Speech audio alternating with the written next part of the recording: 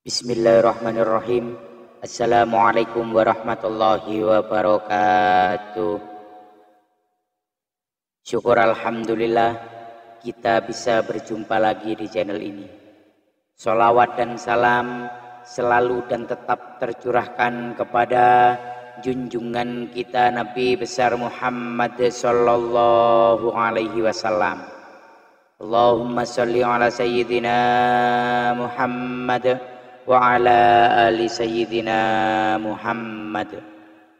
Harapan dan doa saya, semoga saudaraku semuanya selalu diberikan kesehatan, dilapangkan rizkinya, diampuni segala dosa-dosanya, dan dipanjangkan umurnya. Amin, amin, ya rabbal alamin. Sahabat beriman yang dirahmati Allah, kita semua sadar bahwa kelak kita akan mengalami kematian. Sisa hidup yang kita jalani sekarang ini hanyalah menunggu waktu, menunggu giliran nyawa kita akan dicabut oleh malaikat maut.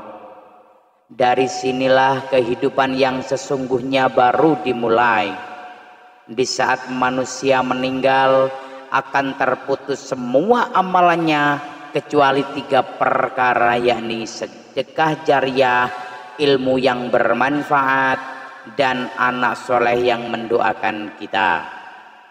Hal ini sebagaimana diriwayatkan oleh Abu Hurairah radhiyallahu anhu bahwa Rasulullah sallallahu alaihi wasallam bersabda, apabila manusia meninggal, amalnya akan terputus kecuali 3 hal: sedekah jariah, ilmu yang bermanfaat, dan anak soleh yang mendoakannya. Hadis riwayat An-Nasa'i dan At-Tirmizi. Sebagai seorang muslim yang sadar akan pentingnya bekal amal di hari kiamat, tentu kita akan sangat berharap amal yang pernah kita perbuat semasa hidup bisa menghantarkan kita menuju surga yang telah Allah sediakan. Perlu kita ketahui terlebih dahulu tentang amal jariah. Apa yang dimaksud dengan amal jariah? Amal jariah adalah amal yang akan terus mengalir meski si pengamalnya telah meninggal dunia. Amal tersebut bisa berupa amal kebaikan maupun amal keburukan. Ketika semasa hidup kita melakukan sedekah jariah, maka pahala sedekah tersebut akan terus mengalir sekalipun kita telah meninggal dunia. Kita akan terus mendapatkan kucuran pahala selama harta atau tenaga yang kita sedekahkan sebagai sedekah jariah itu masih dimanfaatkan atau membawa manfaat bagi kaum muslimin lainnya. Begitu juga dengan amal keburukan yang pernah kita kerjakan semasa hidup.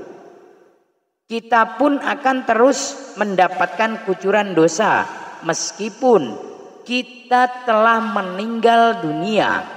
Betapa menyedihkannya nasib seorang mukmin yang telah meninggal namun terjerumus ke dalam dosa jariah yang ia lakukan semasa hidupnya. Satu hal yang perlu kita ketahui adalah yang malaikat catat dari kehidupan kita tak hanya aktivitas dan amalan yang kita kerjakan, namun juga dampak dan pengaruh dari aktivitas dan amalan kita tersebut. Dalam Quran surah Yasin ayat 12, Allah subhanahu wa ta'ala berfirman, sesungguhnya kami menghidupkan orang-orang mati dan kami menuliskan apa yang telah mereka kerjakan, dan berkas-berkas yang mereka tinggalkan dan segala sesuatu kami kumpulkan dalam kitab induk yang nyata, Lauhul Mahfuz. Dari ayat tersebut dapat kita simpulkan bahwa orang yang melakukan amal dan aktivitas yang baik, maka insya Allah Allah Subhanahu wa Ta'ala akan mencatat amal baik tersebut dan memberikan ganjaran dari apa yang diamalkan. Oleh karena itu, agama Islam mengajarkan umatnya untuk melakukan amal kebaikan, yang mana amal tersebut bisa memberikan pengaruh baik bagi masyarakat luas. Insya Allah dengan begitu kita akan mendapatkan pahala dari amal yang kita kerjakan sekaligus dampak baiknya. Begitu juga sebaliknya, apabila kita melakukan amal keburukan atau maksiat, kita pun akan menuai dosa, ditambah lagi dengan dampak buruk yang akan kita dapatkan. Rasulullah Shallallahu Alaihi Wasallam selalu mengingatkan kepada umatnya agar berhati-hati, jangan sampai kita terjebak dalam dosa jariah. Dosa jariah yang dimaksud adalah dosa yang akan terus mengikuti kita meskipun kita telah meninggal dunia. Sahabat beriman yang dirahmati Allah, lalu jenis dosa apa saja yang akan terus menimpa kita meskipun kita telah meninggal dunia? Yang pertama adalah mempelopori perbuatan maksiat. Maksudnya adalah seseorang yang melakukan perbuatan maksiat di hadapan orang lain sehingga banyak orang yang mengikuti perbuatannya, sekalipun orang tersebut tidak mengajak orang lain untuk mengikutinya. Dari Jabir bin Abdullah, Rasulullah Shallallahu Alaihi Wasallam bersabda, barang siapa yang mempelopori satu kebiasaan yang buruk dalam Islam, maka dia mendapatkan dosa keburukan itu dan dosa setiap orang yang melakukan keburukan itu, karena ulahnya tanpa dikurangi sedikit pun dosa mereka. Hadis riwayat Muslim. Dari hadis tersebut dapat kita petik kesimpulan bahwa meski orang yang menjadi pelopor kemaksiatan tersebut tidak mengajak lingkungan di sekitarnya untuk melakukan yang sama, akan tetapi dengan perbuatan yang dikerjakannya tersebut memotivasi orang lain untuk melakukan seperti yang dikerjakan. Oleh karena itu, anak Adam yang pertama kali membunuh, maka dia akan dilimpahi tanggung jawab atas semua kasus pembunuhan karena kezaliman di dunia ini. Rasulullah Shallallahu Alaihi Wasallam bersabda, tidak ada satu jiwa yang terbunuh secara zalim, melainkan anak Adam yang pertama kali membunuh akan mendapatkan dosa karena pertumpahan darah itu. Hadis riwayat Bukhari dan Muslim. Jika kita mengkaji lebih dalam dari hadis tersebut, kita bisa ambil contoh mudahnya seperti ini. Mungkin kita pernah melihat seorang wanita yang mengenakan celana pendek di hadapan publik. Saat ada wanita lain melihat hal tersebut, maka wanita lain pun menirunya sehingga menjadi ramai dan tidak merasa risih lagi. Para wanita memakai celana pendek di hadapan publik, padahal kita semua tahu celana pendek yang dipakai oleh wanita hanya boleh digunakan ketika berada di dalam rumah saja.